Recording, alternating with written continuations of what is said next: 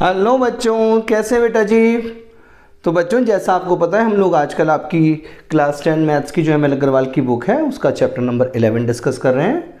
इसके इंट्रोडक्शन से लेकर एक्सरसाइज 11 के क्वेश्चन नंबर 1 to 8 के सारे वीडियोस आ चुके हैं। अगर आप लोगों ने उसको नहीं देखा है तो प्लीज़ ज़रूर देखिए, जिससे आपके कॉन्सेप्ट्स बहुत अच्छे से क्लियर हो जाएं। और अगर आप इस चैनल पर नए हैं तो प्लीज़ चैनल को सब्सक्राइब कर दीजिए, जिससे फ्यूचर में जो भी वीडियोज़ अपलोड होते हैं वो आप तक टाइमली पहुंच जाएं, उसके नोटिफिकेशंस। ठीक है, तो चलिए आज का वीडियो बेटा शुरू करते हैं। यहाँ क्वेश्चन नंबर 9 में बेटा आपको बोला है उन्होंने, A B is a diameter of the circle. ये ए के कोऑर्डिनेट्स आपको दिए हैं बेटा 3 - 7, और कहा है कि सी इसका सेंटर है जिसके कोऑर्डिनेट -2 और 5 है। तो बच्चों यहाँ पर आपको 2 पार्ट्स में क्वेश्चन में पूछा गया है। फर्स्ट पार्ट में आपसे पूछा है इसकी रेडियस, और सेकंड पार्ट में पॉइंट बी के कोऑर्डिनेट्स। तो देखिए बेटा, जो फर्स्ट पार्ट में पूछा है वो तो डिस्टेंस फॉर्मूले से आ जाएगा, जैसा आपने क्लास 9th में किया था। चलिए इसको करते हैं बेटा। तो रेडियस जो है बेटा वो आ जाएगी मीन्स ए सी। तो ये डिस्टेंस फॉर्मूला लगाएंगे हम। क्या होगा बेटा, x2 - x1 whole square plus y2 - y1 whole square. तो बच्चों ये आ जाएगा आपके पास स्क्वायर रूट में -2 - 3 whole square plus 5 - 7 whole square. तो देखिए बच्चों क्या आ गया, ये क्लास 9th में आप लोग कर चुके हैं सब चीज़। -5 का होल स्क्वायर प्लस 5 + 7 बेटा ये हो जाएगा 12, 12 का स्क्वायर। तो देखिए इसमें बच्चों -5 का स्क्वायर हो जाएगा 25, और प्लस 12 का स्क्वायर हो गया बेटा 144। इट मीन्स आपके पास ये आ जाएगा 25 और 144 169। तो ये बेटा 13 यूनिट्स आंसर आ गया आपके पास। ठीक है, तो अब ये बेटा आपकी रेडियस आ गई इसकी। अब आपको बी के कोऑर्डिनेट्स निकालने हैं। आपको पता ही है बेटा, जो सेंटर होता है वो डायमीटर का मिड पॉइंट होता है। तो बस सबसे पहले हम फाइंड करेंगे मिड पॉइंट ए बी के, और उसके बाद उसको सी से कंपेयर कर देंगे। ठीक, तो चलिए देखिए करते हैं। Mid point of A B that is C. इसके कोऑर्डिनेट्स बेटा कैसे आएंगे, देखिए 3 + x upon 2 and -7 + y upon 2। ठीक, एंड अकॉर्डिंग टू प्रॉब्लम बेटा किसके इक्वल है, -2, 5 के। तो ऑन कंपेयरिंग ये आप लिख दीजिएगा यहाँ पर अकॉर्डिंग टू प्रॉब्लम, क्योंकि यहाँ हमने इसके साथ ही लिख दिया है। ऑन कंपेयरिंग बेटा जी हो जाएगा 3 + x अपॉन 2 = -2। तो बेटा ये आपके पास 3 + x हो जाएगा -4। तो आपका x आ गया -4 - 3 दैट इज -7। ऐसे बेटा ये निकाल लीजिए, -7 + y अपॉन 2 = 5 हो जाएगा बेटा ये। तो यहाँ पर -7 + y कितना आ गया बेटा 10। तो यहाँ देखिए आप y क्या हो जाएगा बेटा, 10 + 7 = 17। देयरफॉर कोऑर्डिनेट्स ऑफ b, ये बेटा x y थे तो ये क्या हो जाएंगे -7, 17 आंसर। देखिए कितना इजी है, ये आपका क्लास 9th के फॉर्मूले से आ गया, और ये आपका सिंपली मिड पॉइंट के फॉर्मूले से आ गया। 3 मार्क का क्वेश्चन आएगा बेटा ये। ओके, आप कर पाएंगे। चलिए नेक्स्ट क्वेश्चन करते हैं इसके बाद। आइए बच्चों करते हैं क्वेश्चन नंबर 10। तो बेटा जी क्वेश्चन नंबर 10 में आपको कहा है find the reflection image of a point 5 - 3 एक पॉइंट है आपके पास ए, मान लीजिए इसको 5 - 3, और आपको इसकी इमेज फाइंड करनी है। किस में फाइंड करनी है बेटा?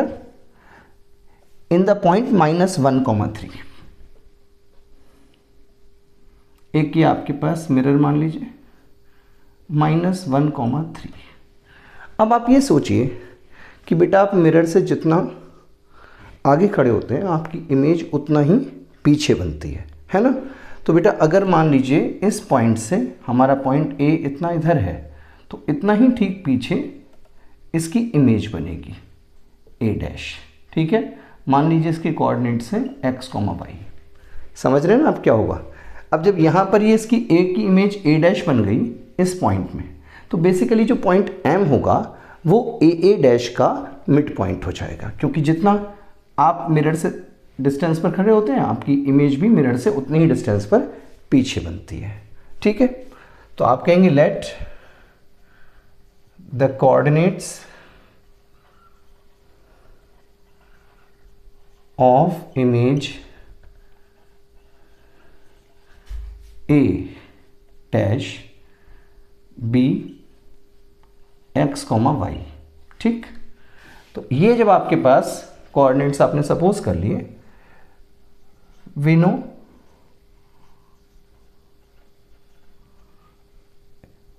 M -1, 3 is the midpoint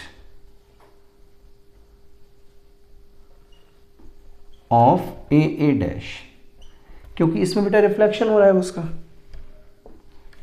Therefore coordinates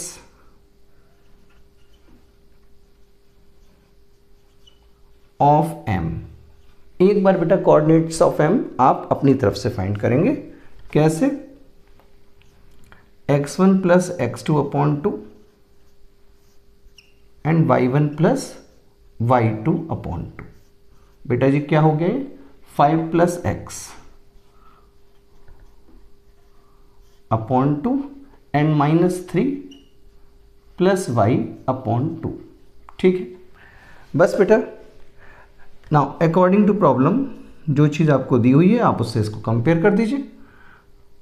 ये 5 + x/2 जो है और -3 + y/2 जो है ये बेटा आपके -1, 3 के इक्वल है। तो ऑन कंपेयरिंग, वैसे बच्चों एक बात बताऊं मैं आपको कि जब आप एग्ज़ाम में क्वेश्चन कर रहे होते हैं तो आप इसके बाद डायरेक्टली भी सीधा कंपेयर कर सकते हैं। इस लाइन को नहीं भी लिखेंगे तो चलेगा, आप सीधा इसको -1 के इक्वल कर दीजिए। देखिए 5 + x/2 = -1, तो 5 + x क्या हो गया बेटा? -2, तो x आ जाएगा बेटा -2 -5 से -7 और -3 + y/2 ये आपका 3 हो गया, तो -3 + y ये आ जाएगा बेटा 6, तो y आ जाएगा आपके लिए 6 + 3 that is 9। Therefore coordinates of image और reflection of A equals to x y है ना बेटा, तो ये -7, 9 आ जाएगा। ठीक, मैं तो बेटा जानबूझकर 1-2 लाइन एक्स्ट्रा लिखता हूँ जिससे कि आपको समझने में कोई दिक्कत नहीं आनी चाहिए, क्योंकि देखिए आप बेटा अगर 1-2 लाइन कम भी लिखते हैं ना तो एग्जामिनर तो समझ जाएगा, लेकिन अगर मैं यहाँ पर 1-2 लाइन कम लिखता हूँ तो हो सकता है कुछ स्टूडेंट्स की समझ में आने में प्रॉब्लम हो, तो इसलिए ठीक है। तो बेटा आप इसको समझिए, फिर नेक्स्ट क्वेश्चन करते हैं। तो आइए बच्चों करते हैं क्वेश्चन नंबर 11। बेटा जी क्वेश्चन नंबर 11 में उन्होंने आपको बोला है कि the line segment joining A -1, 5/3 and B A, 5 is divided in the ratio 1:3 at P, the point where the line segment AB intersects y-axis। थोड़ा सा लेंथी क्वेश्चन है। आप देखिए हमने अपनी तरफ से एक अपना लाइन सेगमेंट AB बनाया, जिसमें ए के कोऑर्डिनेट्स -1,5/3। बेटा ये रफ डायग्राम है, मैं आपको बता दूं। बी के कोऑर्डिनेट्स a,5 लिए, और देखिए हमारी जो लाइन सेगमेंट है ए बी वो वाई एक्सेस को पी पॉइंट पर कट कर रही है, और जैसा क्वेश्चन में गिवन है कि ये 1:3 में ए बी लाइन सेगमेंट को डिवाइड कर रहा है बेटा। तो अब आपको एक तो ए की वैल्यू बतानी है और दूसरा पी के कोऑर्डिनेट्स बताने हैं बेटा आपको। तो देखिए एक चीज़ समझ लीजिए बेटा, let coordinates of point P। अब आप सोचेंगे सर ये P के कोऑर्डिनेट्स कैसे लेट कर पा रहे हो? बेटा देखिए यहाँ पर लाइन सेगमेंट y एक्सेस को कट कर रहा है, और y एक्सेस पर किसी भी पॉइंट के कोऑर्डिनेट्स को आप 0,y ले सकते हैं, ठीक है ना? ये बात तो आपने पढ़ी हुई है। तो बेटा यही चीज़ आपके काम आएगी कि यहाँ पर इस P पॉइंट का x कोऑर्डिनेट क्या है? 0 है। तो देखिए पहले हम निकालते हैं कोऑर्डिनेट्स ऑफ पॉइंट P। एक तो हमने सपोज करें बेटा 0,y, और एक बार हम निकाल रहे हैं इसको किससे? इन दोनों a और b के कोऑर्डिनेट्स को लेकर और रेशो 1:3 को लेकर, ठीक? तो ये कैसे आएंगे बेटा? आपको पता है फॉर्मूला क्या है आपके पास? वही पुराना m1x2 plus m2x1 upon m1 plus m2 and m1y2 plus m2y1 upon m1 plus m2, ठीक? तो बेटा जी इसमें वैल्यू रखिए आप। तो m1y2 1 into a plus m2y1, sorry बेटा m2x1 3 into -1 upon m1 plus m2 means 1 plus 4, और इधर हो जाएगा बेटा m1y2 1 into 5 plus m2y1 3 into 5/3 upon 1 plus, sorry बेटा यहाँ 1 प्लस 3 आएगा, ठीक है जी? ये आ गया आपके पास बेटा। अब आप देखिए यहाँ पर 3 से 3 आप कैंसिल कर सकते हैं, बिल्कुल ठीक है, वो हो जाएगा। बाकी देखिए क्या क्या आ गया आपके पास? ये आ गया बेटा a-3 अपॉन 4, और इधर आएगा बेटा 5 प्लस 5 अपॉन 4। तो ये हो गया बच्चों हमारे पास a-3 अपॉन 4 10 अपॉन 4, और बेटा ये 10 अपॉन 4 को आप 2 2 सा 2 5 सा कर लेंगे, तो आपके पास क्या बन गया? देखिए यहाँ पर अकॉर्डिंग टू प्रॉब्लम आपको पता ही है कि भाई ये 0,y माना जा सकता है। तो जो a-3 अपॉन 4 है और ये है 5/2, बेसिकली ये किसके इक्वल है? 0,y के। तो यहाँ से आपको पहली चीज़ आएगी, देखिए कैसे, ऑन कंपेयरिंग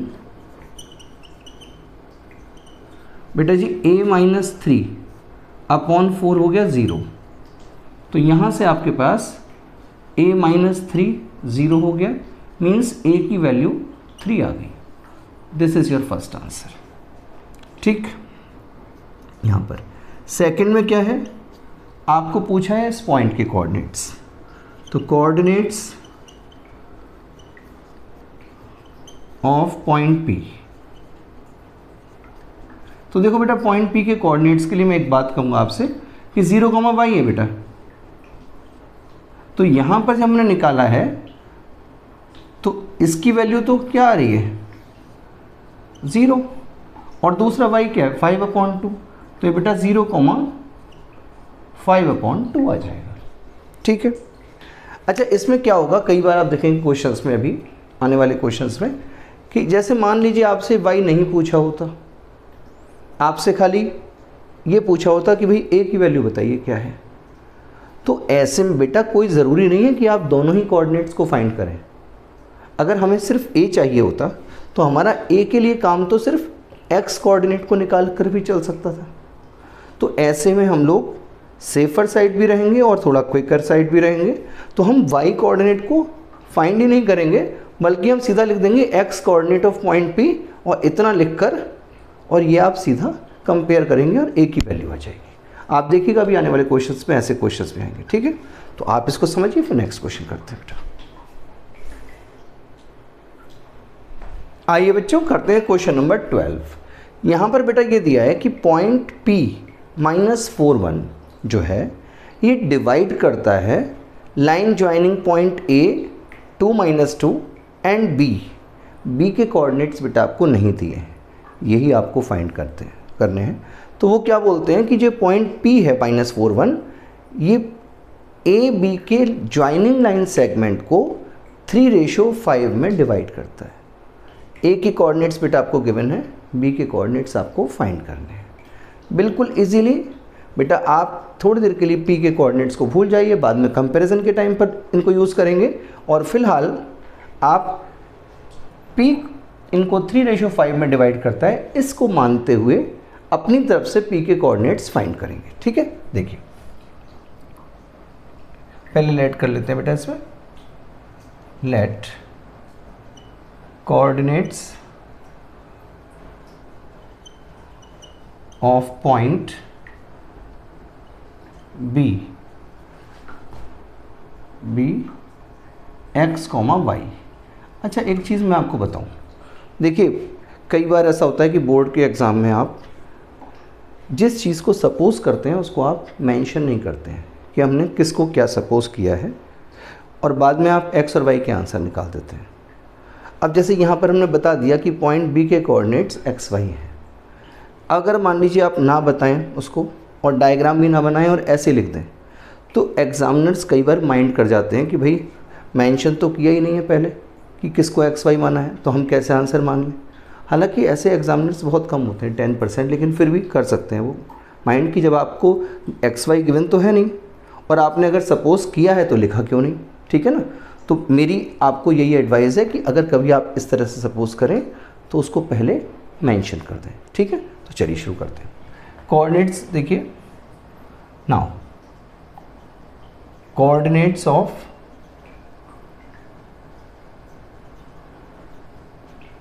P जो हम अपनी तरफ से निकाल रहे हैं। अब बेटा जी मैं बार बार फॉर्मूला नहीं लिखूंगा क्योंकि अब आपको फॉर्मूला लर्न हो जाना चाहिए।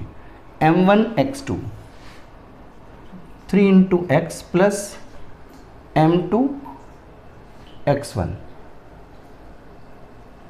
5 × 2 अपॉन m1 प्लस m2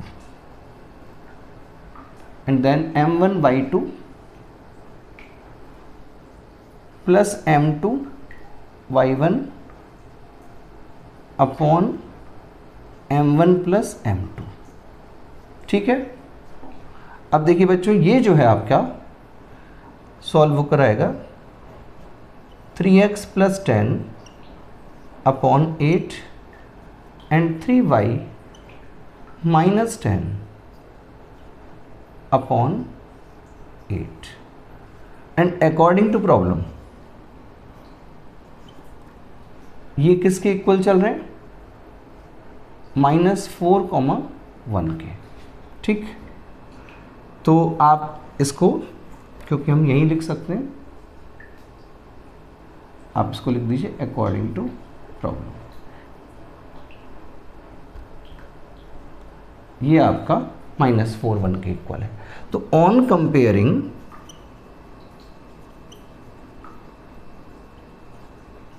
आप देखें बेटा 3x plus 10 upon 8 equals to -4 के इक्वल है बेटा। क्रॉस मल्टीप्लाई कर दीजिए, देखिए क्या आता है। तो ये हो जाएगा आपके पास 3x प्लस 10 इक्वल्स टू 8 4 = 32। तो बच्चों ये आ जाएगा आपके पास 3x equals to -32 - 10 means -42। Therefore x हो गया आपके पास -42/3, 14 3 सा 42, ये आ जाएगा बेटा -14।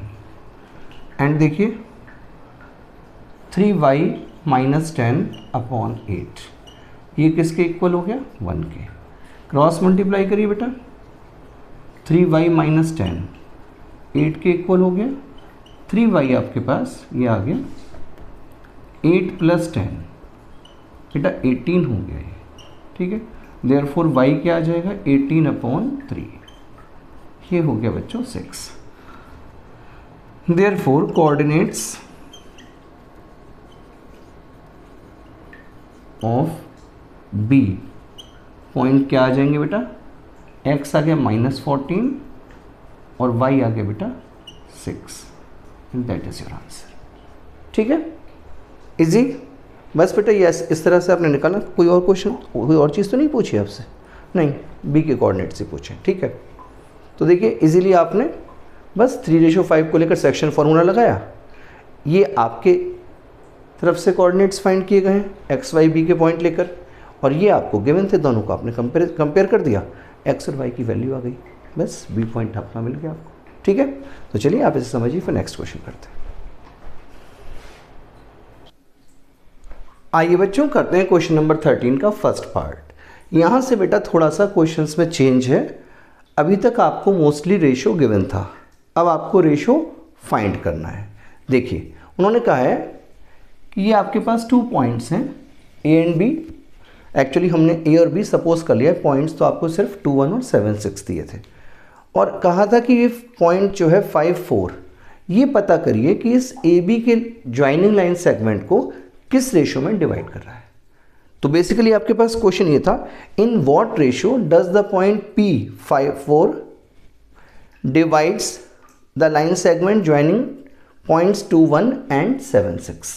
तो बेटा जैसे मैंने आपको कहा था, पहले हमने इसकी थ्योरी लिखी कि let the line segment joining points A, हमने इस पॉइंट को A मान लिया एंड इस पॉइंट को B मान लिया, B divided by the point P 5 4। अब रेशो जो है, मैंने इंट्रोडक्शन वीडियो में बेटा आपको बताया था, आपको जब रेशो दिया होता है तो आप उसको m1 रेशो m2 लेते हैं, लेकिन अगर आपको फाइंड करना है तो हम बचते हैं थोड़ा सा 2 वेरिएबल्स को लेने से, तो इसीलिए बेटा हम लोग इसको k रेशो 1 लेते हैं, और उससे भी आपका बिल्कुल प्रॉपर आंसर आ जाएगा। अभी देखिएगा यहाँ से क्या है, वेरिएबल हमारे पास एक हो गया बस। तो चलिए शुरू करते हैं बेटा। यहाँ पर हम फाइंड करेंगे कोऑर्डिनेट्स ऑफ पॉइंट P। अपना सेक्शन फॉर्मूला लगा दीजिए और थोड़ी देर के लिए इसको भूल जाइए। तो कैसे आएंगे बेटा आपके पास coordinates? m1 x2 7k plus m2 x1 1 into 2 upon k plus 1 and m1 y2 6k plus m2 y1 1 into 1 upon k plus 1। ठीक है, और अकॉर्डिंग टू प्रॉब्लम ये किसके इक्वल है बेटा? आपके 5, 4 के इक्वल है। देखिए 7k plus 2 upon k plus 1 and 6k in plus 1 into 1 upon k plus 1। तो हमने क्या किया बेटा, जो सेक्शन फॉर्मूला होता है, अच्छा यहाँ पर मैं आपको भी एक चीज़ बताऊंगा, पहले आप इसको देख लीजिए। ये हमने P के कोऑर्डिनेट्स निकाले और इसकी कंपैरिजन किया इससे। यहाँ पर एक आपको शॉर्टकट बताऊँ मैं, ज़रूरी नहीं था कि आप दोनों कोऑर्डिनेट निकालें, क्योंकि अगर आप x कोऑर्डिनेट निकालकर 5 से कंपेयर करेंगे तब भी k की वैल्यू आ जाएगी, और जब आप y कोऑर्डिनेट को 4 से इक्वल करेंगे तब भी k की वैल्यू आ जाएगी, in both values will be same. ठीक है, तो इसलिए अगर कभी ऐसा हो कि आपको सिर्फ रेशो निकालना है तो आप कोई एक कोऑर्डिनेट भी निकालकर उसको कंपेयर कर सकते हैं। ठीक, देखिए तो ऑन कंपेयरिंग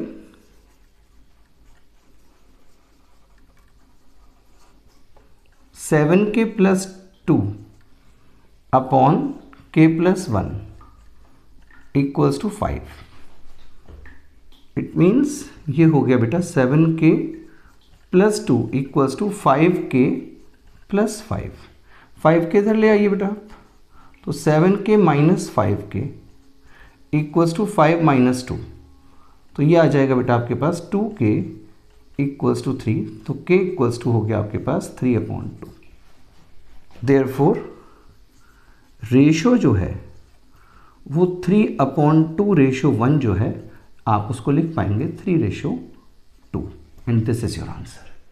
मैं आपको चेक कराता हूँ बेटा, देखो अगर मान लीजिए हम इसको कंपेयर कर लें तब क्या होगा, और 6k + 1 upon k + 1 equals to 4 है बेटा, ये क्रॉस मल्टीप्लाई करिए तो 6k + 1 इक्वल्स टू हो जाएगा 4k + 4, 4 के इधर ले आइए तो 6k minus 4k equals to 4 minus 1, तो ये हो जाएगा बेटा 2k इक्वल्स टू 3, और यहाँ से फिर आपका वही आ जाएगा कि k इक्वल्स टू 3/2 आ गई वैल्यू। तो यहाँ से भी आपका रेशो ऐसे ही आने वाला है। बात समझ रहे हैं आप? तो बच्चों ये जो चीज़ है ना, ये आपको प्रैक्टिस से आएगी कि जब आपको पता है कि मुझे सिर्फ रेशो निकालना है, तो ज़रूरत क्या है मुझे कि मैं दोनों कोऑर्डिनेट्स निकालूं। यहाँ पर भी आप एक से काम चला सकते हैं, ठीक है ना। तो आप इसको समझिए, फिर नेक्स्ट क्वेश्चन करते बेटा। आइए बच्चों करते हैं क्वेश्चन नंबर 13 का सेकंड पार्ट। बेटा जी 13 के फर्स्ट पार्ट की तरह ही है, बस फ़र्क ये है कि 13 के फर्स्ट पार्ट में आपने देखा कि यहाँ पर जो वेरिएबल दिख रहा है आपको b, यहाँ पर भी वैल्यू आपको पता थी, आपको सिर्फ रेशो फाइंड करना था, और यहाँ पर आपको रेशो भी फाइंड करना है और ये b की वैल्यू भी फाइंड करनी है। मैंने आपको कहा था ना, रेशो तो बेटा अगर एक कोऑर्डिनेट भी पता है हमें तब भी कर सकते हैं, लेकिन यहाँ पर हमें दोनों कोऑर्डिनेट्स निकालने पड़ेंगे क्योंकि हमें b की वैल्यू भी देनी है बेटा, ठीक है। तो चलिए शुरू करते हैं। कोऑर्डिनेट्स ऑफ पॉइंट A बेटा क्या होंगे, ये m1x2 minus 14k plus m2x1 upon k + 1। बेटा मैं सीधा मल्टीप्लाई करके लिख रहा हूँ क्योंकि अब तक आप यूज टू हुए होंगे इस चीज़ के। अब इसके बाद m1y2 6k प्लस m2y1। अब देखिए -2 × 1 -2 होगा ना, तो प्लस माइनस माइनस हो जाएगा, तो ये आपका 6k - 2 लिख देते हैं इसको, ये आ गया बेटा। और ये जो है अकॉर्डिंग टू प्रॉब्लम ये किसके इक्वल है, -14k + 2 upon k + 1 6k - 2 upon k + 1, ये बेटा जी किसके इक्वल है, -4, b के। तो जब आप कंपेयर करेंगे ना इसमें, तो देखिए ऑन कंपेयरिंग आपके पास आ जाएगा -14 + 2 अपॉन k + 1 इक्वल्स टू -4 आ गया है। यहाँ पर बेटा k और है,